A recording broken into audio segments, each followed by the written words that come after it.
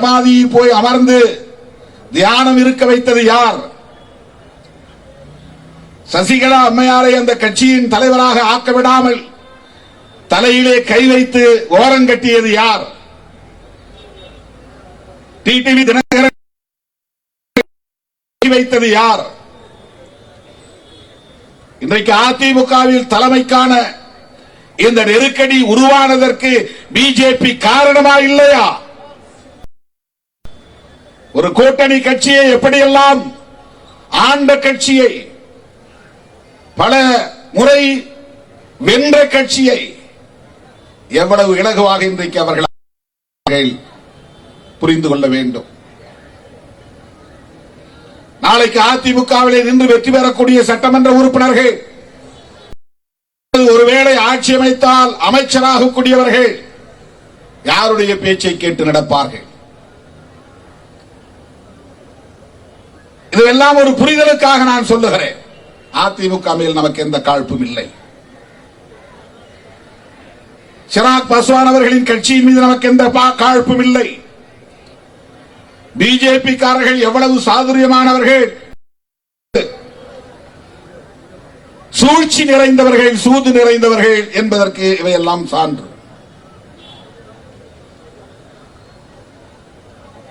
திராவிட அரசியலை எதிர்க்கிறார்கள் என்பதற்காக மட்டும் நாம் பிஜேபி ஆர்எஸ்எஸ் எதிர்க்கிறோம் என்று பலர் எண்ணுகிறார்கள். அல்லது திமுகவை எதிர்க்கிறார்கள் என்பதற்காக நாம் பிஜேபியை எதிர்க்கிறோம் என்று எண்ணுகிறார்கள். இது நம்மை அவர்கள் குறைத்து மதிப்பிடுகிற ஒரு முயற்சி. எங்களுக்கு ஒரு பார்வை இருக்கிறது. நாங்கள் அம்பேத்கரை படித்திருக்கிறோம், நாங்கள் பெரியாரை படித்திருக்கிறோம். எங்களுக்கு ஒரு பார்வை இருக்கிறது. நாங்கள் இடதுசாரி அரசியலையும் உள்வாங்கியவர்கள். எனவே பாரதிய ஜனதா ஆர்எஸ்எஸ் என்கிற இந்த மதவாத சக்திகளை தமிழ்நாட்டிற்குள்ளும் வேரூன்றிவிடக் கூடாது என்கிற ஒரு பதைப்பு, ஒரு தற்காப்பு உணர்வு, அந்த அடிப்படையில் தான் தோழர்களே ஆர்எஸ்எஸ் பிஜேபியை நாம் எதிர்த்தோ விமர்சித்தோ பேச வேண்டிய ஒரு சூழலுக்கு ஆளாகி இருக்கிறோம். இப்படியெல்லாம் நாம் தீவிரமாக களமாடுவதால் இன்றைக்கு தனிநபரை குறிவைத்து, என்னை குறிவைத்து அவதூறுகளை பரப்புவதிலும், திமுகவுக்கு துணை போகிற ஒரு இயக்கமாக சிறுமைப்படுத்துவதிலும், இதற்கு பெரிய தொலைநோக்கு பார்வை இல்லை, நோக்கம் இல்லை என்றெல்லாம் விமர்சிக்கிறார்கள். எங்கள் உயரம் எங்களுக்கு தெரியும், எங்கள் வலிமை எங்களுக்கு தெரியும், எங்களுக்கான உத்திகளை எங்களால் வகுத்துக் கொள்ள முடியும். யாரும் எங்களுக்கு புத்திமதி சொல்ல வேண்டிய தேவையில்லை. எங்களுக்கு புத்திமதி சொல்லக்கூடியவனை விட அதிக அனுபவம் எங்களுக்கு, கள அனுபவம் எங்களுக்கு உண்டு. யூடியூப்ல உட்கார்ந்துட்டு அவன் பேசுறான்.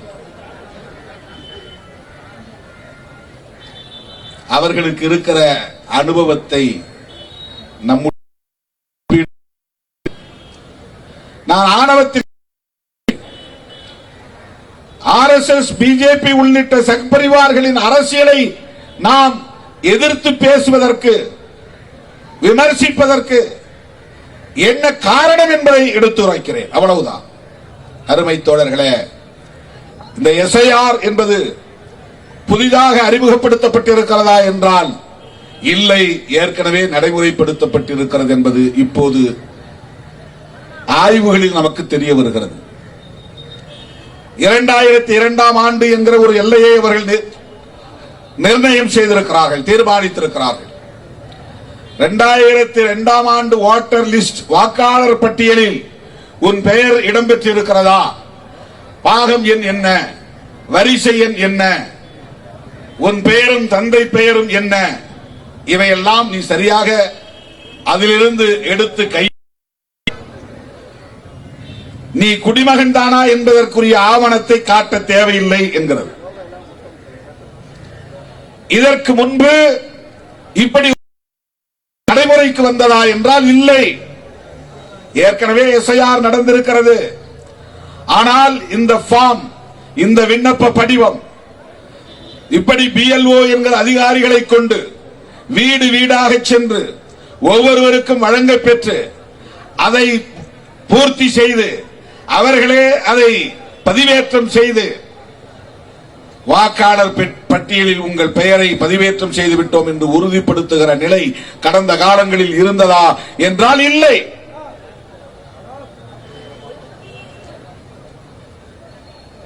வழக்கமாக வாக்காளர் பட்டியல் பொதுமக்களின் பார்வைக்கு முன்வைக்கப்படும். அங்கீகாரம் பெற்ற கட்சிகளுக்கு இலவசமாக பட்டியல் வழங்கப்படும். அங்கீகாரம் பெறாமல் பதிவு செய்யப்பட்ட கட்சிகள் அப்படி அந்த பட்டியலை வாங்க முடியாது. ஒரு காலத்தில் அப்படி இருந்தது. 99 நாம் தேர்தலில் நின்ற காலத்தில் எல்லாம் அப்படித்தான் இருந்தது. ஆனால் இப்போது பதிவு பெற்ற கட்சிகளும் அந்த பட்டியலை பதிவிறக்கம் செய்து எடுத்துக்கொள்ள முடியும். எல்லோருக்குமான பட்டியலாக இன்றைக்கு அது பொது வெளியில் கிடக்கிறது, ஆன்லைனில் கிடக்கிறது, எடுத்துக்கொள்ள முடியும். நீயே போய் பார்த்து உன் பெயர் இடம்பெற்றிருக்கிறதா இல்லையா என்று சரி செய்ய முடியும். இல்லை என்றால் சேர்க்க முடியும். இருக்கிறது என்றால் பிழை இல்லாமல் இருக்கிறதா என்று சரிபார்க்க முடியும். பிழை இருந்தால் 6 ஃபார்ம் 7 என்றெல்லாம் தனியே. இதெல்லாம் கடந்த காலங்களில் இருந்த நடைமுறை. அதெல்லாம் நம்ம கண்டுகிறது இல்லை. பெரிய கட்சிகள், ரெகக்னைஸ்டு பொலிட்டிக்கல் பார்ட்டிஸ் வேணுங்கிற ஒரு கட்டாயத்தில் எல்லாருடைய பெயர்களையும் அவங்களே சரி செய்து அவங்களே வாக்காளர் பட்டியலை சீர் செய்து விடுவார்கள். இப்படித்தான் கடந்த காலங்களில் நடந்தது. நாமெல்லாம் யாரும் போய் நிக்கல, எந்த ஃபார்ம் நாம வாங்கல. இப்ப என்ன ஆகி இருக்கிறது என்றால், தேர்தல் ஆணையம் அக்டோபர் 27ஆம் தேதி ஒரு அறிவிப்பை செய்தது. என்னவென்றால், இந்தியாவில் இருக்கிற அல்லது தேர்தல் நடக்கிற மாநிலங்களில் உள்ள, தமிழ்நாட்டில் இருக்கிற ஏற்கனவே வாக்காளர் பட்டியலில் இருக்கிற 6.5 கோடி வாக்காளர்களும் வாக்காளர்கள் இல்லை என்று அறிவித்து விட்டது. நீங்கெல்லாம் வாக்காளர்கள் கிடையாது. ஒரே ஆர்டர்ல போட்டான். நான் வேளச்சேரி தீர்மானம் பண்ணும்போது நீங்க யாரும் இனிமே பொறுப்புல கிடையாதுன்னு அறிவிச்சேன். புதுசா விண்ணப்பம் கொடுங்க, நீங்க யாரா இருந்தாலும். பொதுச் செயலாளருக்கு வேணுமா, தலைவருக்கு வேணுமா? நானே தலைவருக்கு பணம் கட்டி விண்ணப்பம் கொடுத்தேன்.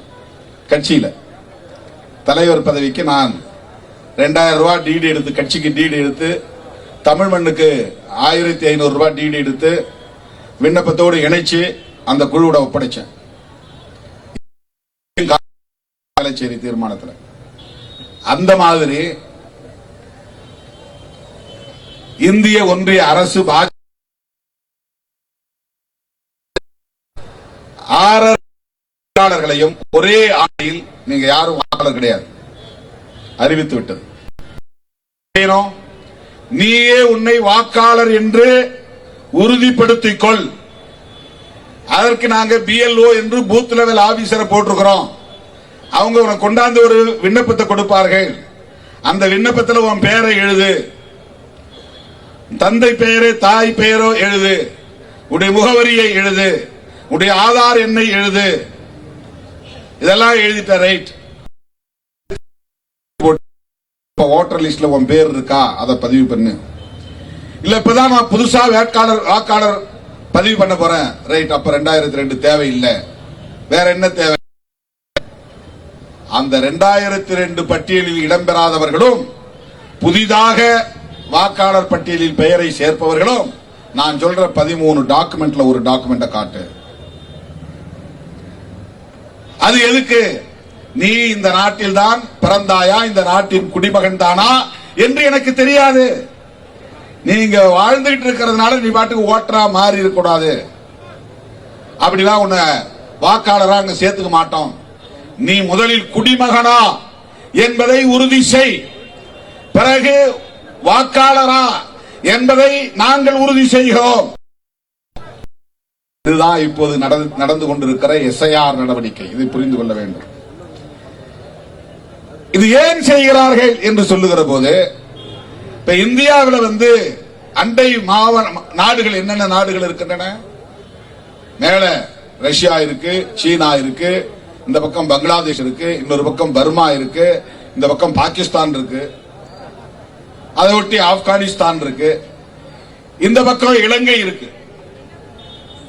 இது உலகத்தில் எல்லா நாடுகளிலும் நிகழக்கூடியவை. அண்டை நாடுகளில் இருந்து பல்வேறு காரணங்களால் புலம்பெயர்வது, இன்னொரு நாட்டுக்கு குடியேறுவது. இப்ப இலங்கையிலிருந்து ஏராளமானவர்கள் இந்தியாவுக்குள்ளே, தமிழ்நாட்டுக்குள்ளே வந்திருக்கிறார்கள். வந்துவிட்டதனால் அவர்கள் குடிமகன் இல்லை. ஆனால் அவர்களுக்கு குடியிருக்க இடம் தர வேண்டும். இடம் தந்தால் வீடு தர வேண்டும், வீடு தந்தால் மின்சாரம் தர வேண்டும், குடிநீர் தர வேண்டும். மின்சாரமும் குடிநீரும் தந்தால் போதாது, அவர்களுக்கு ரேஷன் அட்டை தர வேண்டும். அட்டை தந்தால் போதாது, அவர்களுக்கு வாக்காளர் அட்டையும் தந்தாக வேண்டும். வாக்குரிமையும் உண்டு. குடியுரிமை இல்லை, ஆனாலும் அவன் இந்த மண்ணில் வாழக்கூடியவன் என்கிற காரணத்தினால் உலக நாடுகளுக்கு இடையே உள்ள ஒரு ஒப்பந்த அடிப்படை, அகதிகளாக வரக்கூடியவர்களுக்கு இத்தனை அடிப்படை வசதிகளையும் செய்து தர வேண்டியது ஒரு தேசத்தின் கடமை, ஒரு அரசின் கடமை. இந்த இடத்தில் நீ இங்கே குடியிருப்பதனால், இலங்கையை சார்ந்தவனாக இருந்தாலும் குடியிருப்பதற்கான எல்லா வசதிகளையும் நாங்கள் செய்து தந்தாலும் உன்னுடைய வாக்குரிமையை நாங்கள் சீர்தூக்கி பார்க்க வேண்டியிருக்கிறது. உனக்கு வாக்குரிமை தர முடியாது. இப்ப அந்நிய மண்ணில் இருந்து இங்கே குடியேறியவர்களுக்கு வாக்குரிமை தரக்கூடாது என்கிற ஒரு கருத்தின் அடிப்படையில் இந்த எஸ்ஐஆர் மேற்கொள்ளப்படுகிறது என்று சொன்னால், அது தீவிரமாக உள்ள பிற மாநிலங்களுக்கு, அசாம் போன்ற மாநிலங்களுக்கு, வடகிழக்கு மாநிலங்களுக்கு, மணிப்பூர், அசாம், அந்த வடகிழக்கு மாநிலங்கள், அந்த மாநிலங்களில் பர்மாவில் இருந்தும் பங்களாதேஷ் என்கிற வங்கதேசத்தில் இருந்தும் ஏராளமானவர்கள் பல்வேறு காரணங்களால் குடியேறுகிறார்கள். அவர்களுக்கு நீங்கள் வாக்குரிமை இல்லை என்று தடுப்பதற்கு தீவிரமான நடவடிக்கையை மேற்கொள்வது ஒரு கடமை என்கிற நிலையில் சரி என்று கூட வாதத்திற்கு நாம் ஏற்றுக்கொள்வோம். இப்ப அசாமில் அது நடந்திருக்கிறது. ஆனால் எஸ்ஐஆர் நடக்கவில்லை. நேரடியாக என்ஆர்சி நடந்திருக்கிறது. என்ஆர்சி என்பது உங்களுக்கு தெரியும், தேசிய குடிமக்கள் பதிவேடு, சிட்டிசன்ஸ், குடிமக்களுடைய தேசிய பதிவேடு. யார் யார் இந்த குடிமக்கள், இந்த தேசத்தின் குடிமக்கள் என்பதை பதிவு செய்வதற்கென்று ஒரு ரெஜிஸ்டரை மெயின்டைன் பண்றாங்க. அதுக்கு ஒரு சட்டம் கொண்டு வந்தாங்க. அதுதான் சிஏஏ சட்டம். அது ஏற்கனவே வாஜ்பாய் இருந்த காலத்திலேயே அந்த சட்டம் இருந்தது.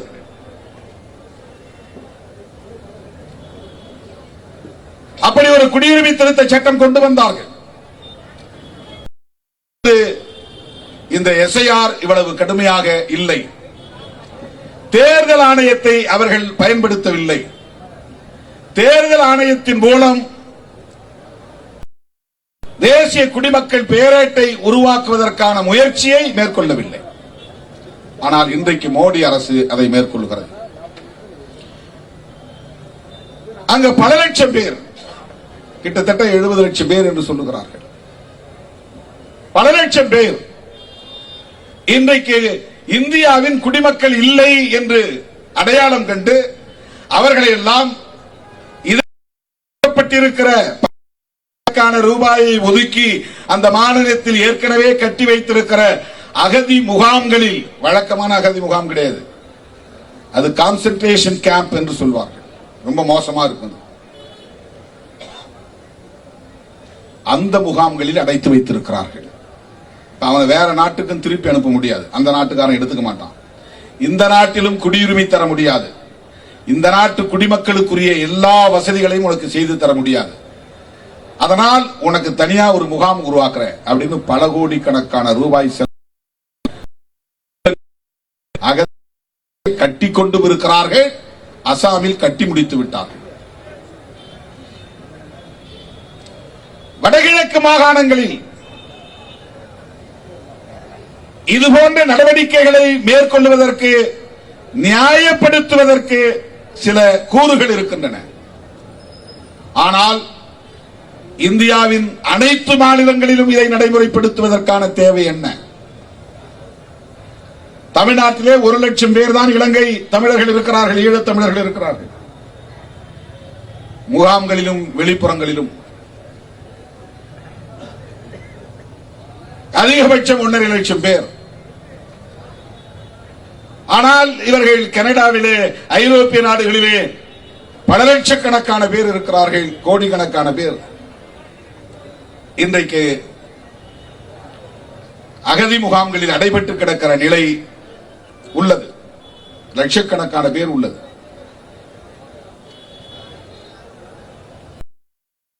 அந்நிய தேசத்திலிருந்து இந்தியாவிற்கு குடியேறியவர்களை அப்புறப்படுத்துவது, அகதி முகாம்களை நடத்துவது என்கிற காரணத்திற்காக எஸ்ஐஆரை நடைமுறைப்படுத்துகிறோம் என்று சொல்லுகிற இவர்கள் அப்படி தீவிரமாக அந்நிய தேசங்களில் இருந்து குடியேறிய மாநிலங்களில், ஒரு சில மாநிலங்களில் மட்டுமே அதை நடைமுறைப்படுத்த வேண்டும், நேரடியாக என்ஆர்சியை பயன்படுத்த வேண்டும் என்ற குரல் ஒருபுறம் இருக்கிறது. அசாமில் எஸ்ஐஆரே இல்லை, அங்கே நேரடியாக என்ஆர்சி.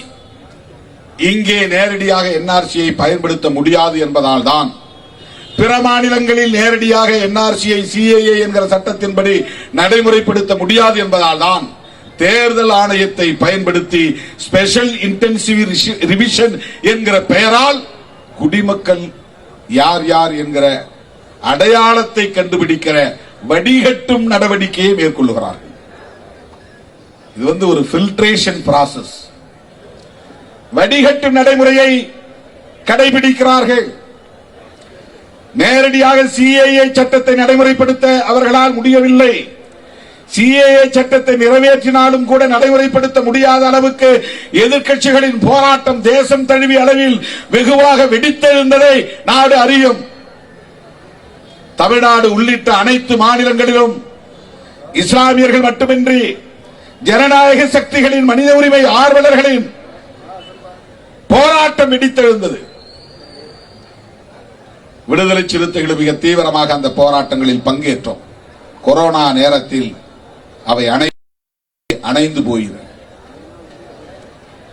அந்த சட்டத்தையும் அவர்கள் நடைமுறைப்படுத்த ஆர்வம் காட்டவில்லை.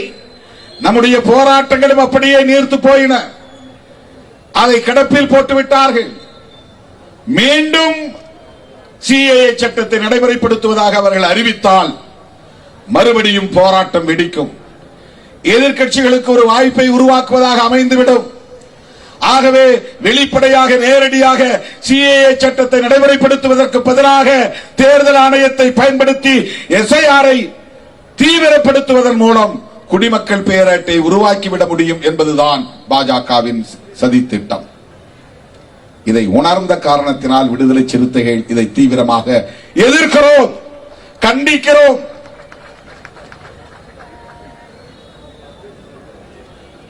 இந்த எஸ்ஐஆரை நடைமுறைப்படுத்துவதன் மூலம் குறைந்தது 10 அல்லது 15% பேர் தங்களை வாக்காளர்களாக பதிவு செய்ய முடியாத நிலைக்கு தள்ளப்படுவார்கள். இது ரொம்ப சாதாரணமான நடைமுறையில் நிகழக்கூடிய ஒன்று. ரொம்ப சிம்பிள் ப்ராசஸ். எல்லோராலும் போய் 100% வாக்காளர்களாக பதிவு செய்ய முடியாது. எப்படியும் ஒரு 10%, 15% பேர் திட்டமிட்டு அவர்கள் தவிர்க்கிறார்கள் என்று கூட நாம் சொல்லவில்லை. தன்னியல்பாகவே 2002 என் பேர் இல்ல, நாம் போய் ஆவணங்களை தேடி கொடுக்க முடியாது. 2002 வாக்காளர் பட்டியலில் பேர் இருந்தாலும் அதில் என்னால சேர்த்துக் கொள்ள முடியாது. நான் எங்கே இருப்பேன், சண்டிகாரில் வேலை செய்வேன், பாம்பேல இருப்பேன், கர்நாடகாவில் இருப்பேன், அங்கேயே குடிபெயர்ந்து போயிட்டேன், இங்க வந்து என் பேரை பதிவு செய்ய முடியாது. இப்படி ஒரு 10% பேர்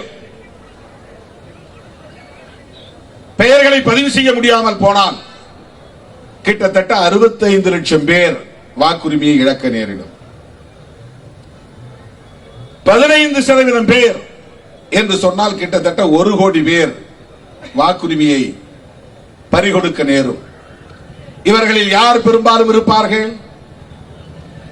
சாதாரண மக்கள், ஏழை எளிய தலித்துகள், ஏழை எளிய சிறுபான்மை மக்கள், ஏழை எளிய அனைத்து தரப்புகளை சார்ந்த மக்கள், உழைக்கிற மக்கள், புலம்பெயர்ந்த மக்கள், இங்கிருந்து புலம்பெயர்ந்தவர்கள் அல்லது அங்கிருந்து புலம்பெயர்ந்தவர்கள், வேறு மாநிலங்களில் இருந்து இங்கே வந்து தங்கியிருப்பவர்கள். ஆக இவ்வளவு பேர் வாக்குகளை பறிகொடுத்தால், வாக்குரிமைகளை பறிகொடுத்தால்,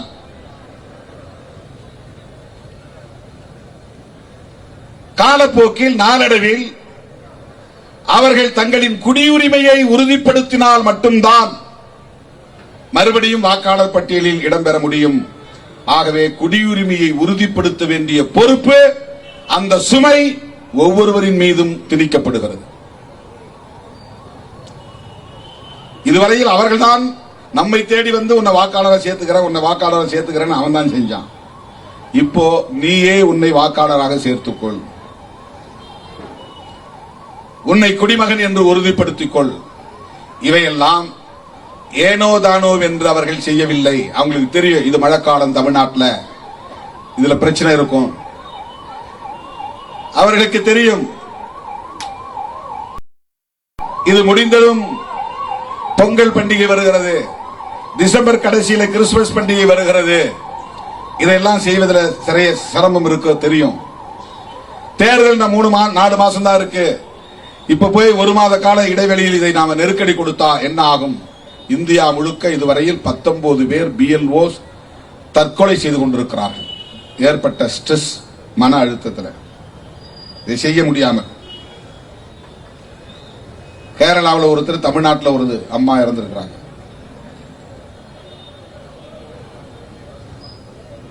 இந்த அழுத்தம் இருந்தாலும், பலர் தற்கொலை செய்து கொண்டாலும், நெருக்கடிகள் இருந்தாலும், எதிர்க்கட்சிகள் விமர்சனம் செய்தாலும், தங்களுக்கே வாக்களிக்கக்கூடிய பிஜேபி ஆதரவாளர்களுடைய வாக்குரிமைகள் பறிபோனாலும், அவர்களுடைய இறுதி இலக்கு குடிமக்கள் தேசிய பேரேட்டை உருவாக்குவது.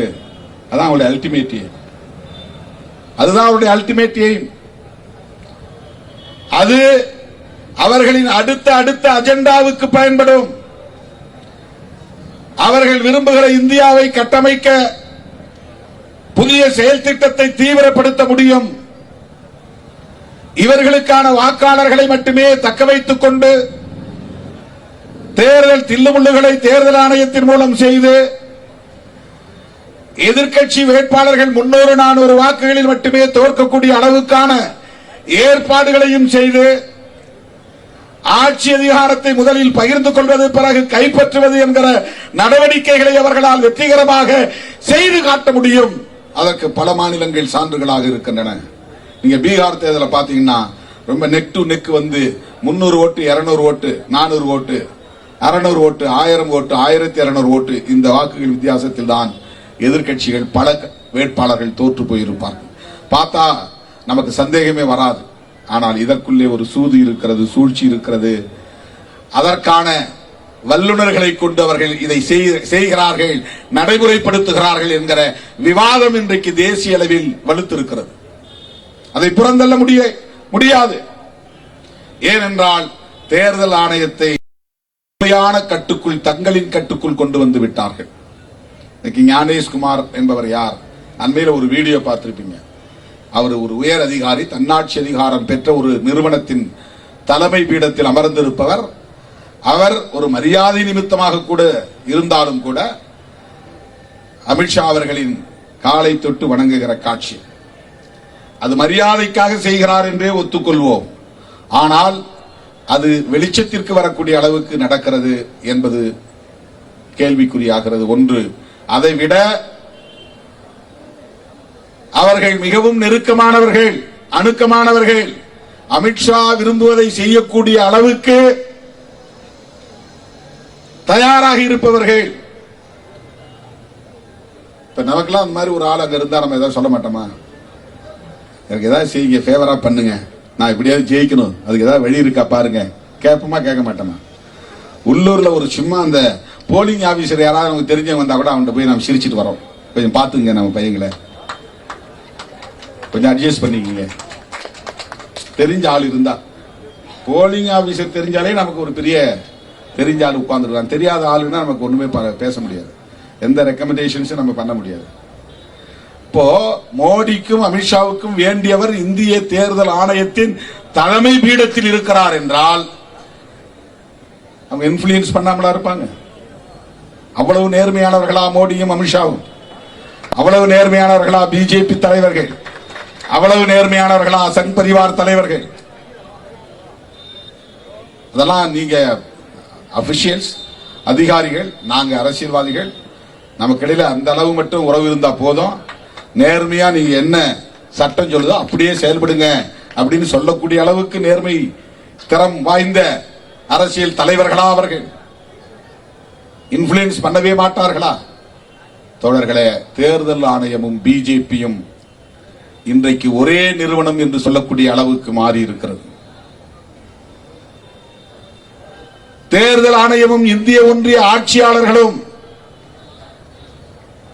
ஒரே நோக்கத்திற்காக செயல்படக்கூடியவர்களாக வெளிப்படையாக இயங்குகிறார்கள். ஆகவே இது வெறும் வாக்காளர் பட்டியலை சீர் செய்கிற நடவடிக்கை அல்ல, வாக்காளர்களை அதிகமாக சேர்ப்பதற்குரிய முயற்சி அல்ல, போலி வாக்காளர்களை அப்புறப்படுத்துவதற்கான முயற்சி அல்ல, அந்நிய தேசங்களில் இருந்து இந்தியாவில் குடியேறியவர்களை வாக்காளர்களாக மாறுவதை தடுக்கிற முயற்சி அல்ல. அவர்களுக்கு ஒரு தேசிய மக்கள் பெயரேடு தேவைப்படுகிறது. அவர்கள் விரும்புகிற இந்தியாவை கட்டமைப்பதற்கு சிஏஏ சட்டத்தை நடைமுறைப்படுத்த வேண்டிய கட்டாயம் இருக்கிறது. புரட்சியாளர் அம்பேத்கர் அவர்கள் கண்ட கனவை சிதைத்துவிட்டு மனுவின் கனவை நனவாக்குவது அவர்களின் இறுதி. கோல்வாக்கரின் கனவை நனவாக்குவது அவர்களின் இறுதி லட்சியம். அதை நடைமுறைப்படுத்துவதற்கு அவர்களுக்கு தேசிய குடிமக்கள் பேரேடு தேவைப்படுகிறது. மாற்று கருத்துள்ளவர்களை பலவீனப்படுத்த வேண்டும், எதிர்கருத்து பேசுகிறவர்களை வீழ்த்த வேண்டும், எழுந்திருக்க விடாமல் அவர்களின் இடுப்பெலும்பை முறிக்க வேண்டும், அவர்கள் மீண்டும் வலிமை பெற்று விடாமல் தடுக்க வேண்டும். இடதுசாரி அரசியலோ அம்பேத்கரிய அரசியலோ பெரியாரிய அரசியலோ தேசியவாத மொழிவழி தேசியவாத அரசியலோ தலை தூக்கிவிடக் கூடாது. இவையெல்லாம் அவர்கள் விரும்புகிற ஒரே தேசம் ஒரே மதம் என்கிற கனவை நனவாக்குவதற்கு தடை கற்களாக இருக்கின்றன என்று அவர்கள் நினைக்கிறார்கள், நம்புகிறார்கள். ஆகவே பன்மைத்துவத்தை சிதைப்பது, ஆகவே மதச்சார்பின்மையை சிதைப்பது, ஒட்டுமொத்தத்தில் அரசமைப்பு சட்டத்தை சிதைப்பது, தெளிவாக சொல்ல வேண்டுமானால் அம்பேத்கரின் கனவை சிதறடிப்பது. ஆகவே பிஜேபியை எதிர்க்கிறோம், சங் பரிவார்களை எதிர்க்கிறோம். எனவே இந்த மாபெரும் கண்டன ஆர்ப்பாட்டத்தின் மூலம் இந்திய தேர்தல் ஆணையத்திற்கு நாங்கள் விடுக்கிற வேண்டுகோள், எஸ்ஐஆரை நிறுத்துங்கள், கைவிடுங்கள், வழக்கமான சம்மரி ரிவிஷன் என்கிற முறையை நடைமுறைப்படுத்துங்கள். பாஜகவோடு கூட்டு சேர்ந்து செய்கிற சதி முயற்சியை முற்றாக கைவிடுங்கள். இதுதான் விடுதலை சிறுத்தைகளின் வேண்டுகோள். இதை மக்களை திரட்டி போராடி தடுப்பதற்குரிய கால அவகாசம் இல்லை. அதனால் நீதிமன்றத்தை நாடியிருக்கிறோம். உச்ச நீதிமன்றத்தில் இவர்களுக்கு எதிரான மாற்று கருத்துள்ளவர்களும் இப்போது ஒவ்வொருவராக வெளியேறிக் கொண்டிருக்கிறார்கள். அவர்களுக்கானவர்கள் அங்கேயும் வந்து அமர்ந்து கொண்டார்கள். அந்த நிறுவனத்தையும் தங்களால் கையாள முடியும் என்கிற அளவுக்கு இன்றைக்கு வலிமை பெற்றிருக்கிறார்கள். விரும்பும் தீர்ப்பை எழுதி வாங்கிக் கொள்ள முடியும் என்கிற அளவுக்கு அவர்கள் வலிமை பெற்றிருக்கிறார்கள் என்பதற்கு அயோத்தி தீர்ப்பு ஒரு சான்று. அவர்கள் விரும்பும்படி தீர்ப்பு அங்கே வரையப்பட்டது, வணையப்பட்டது, எழுதப்பட்டது. இதை யாரும் மறுக்க முடியாது. இப்படிப்பட்ட இந்த சூழலில் தான் விடுதலை சிறுத்தைகள் கட்சி ஒரு மாநிலத்தில் இயங்குகிற சிறிய கட்சி தான் என்றாலும் தேசிய பார்வை கொண்ட கட்சி, தேசிய பொறுப்புள்ள கட்சி, புரட்சியாளர் அம்பேத்கரின் வழித்தோன்றல்களால் இன்றைக்கு வரவேற்கப்படுகிற, பாராட்டப்படுகிற, தேசிய அளவில் உள்வாங்கப்படுகிற ஒரு பேரியக்கம். எனவே அவர்களின் கூட்டுச்சதியை அம்பலப்படுத்துவோம், புரட்சியாளர் அம்பேத்கரின் கனவை நனவாக்க உறுதியேற்போம் என்பதை சொல்லி, உங்கள் மைண்ட் வாய்ஸ் எனக்கு கேட்கிறது. நீங்கள் ஆர்ப்பாட்டத்திற்கு வந்திருக்கிறீர்கள் என்பதை விட அறிவிப்பை ஆவலோடு எதிர்பார்த்து வந்திருக்கிறீர்கள் என்பதை நான் அறிவேன். தோழர்களே, ஒரு மாத காலமாக எனது இடது கண்ணில் ஏற்பட்ட கடுமையான பாதிப்பையும் பொருட்படுத்தாமல் 22,000 விண்ணப்பங்கள் நீங்கள் செய்திருக்கிறீர்கள். அவற்றில் 10% தான் இன்றைக்கு நான் பார்வையிட்டிருக்கிறேன். ஆனாலும் விரைவில் முதல் கட்ட அறிவிப்பு வெளியாகும் என்பதை சொல்லி, எப்போதும் போல் நான் எடுக்கிற முடிவுக்கு உங்களுடைய முழுமையான ஒத்துழைப்பு தேவை. உங்களின் உடன்பிறப்பு என்கிற அந்த உரிமையோடு கேட்டு, என் அழைப்பை ஏற்று இங்கே வருகை தந்த உங்கள் அனைவருக்கும் என்னுடைய நெஞ்சார்ந்த நன்றியை தெரிவித்து, 27ஆம் தேதி ஆவடி மாநகரத்தில் நடைபெறுகிற மாவீரர் நாள் நிகழ்ச்சியிலும் பங்கேற்றதை சிறப்பிக்க வேண்டும் என கேட்டு முடிக்கிறேன். நன்றி, வணக்கம். நிகழ்வினை கண்டு கழித்த பின் அவசியம் சப்ஸ்கிரைப் பண்ணிவிட்டு மறக்காமல் பெல் பட்டனை அமுத்துவீர்களா?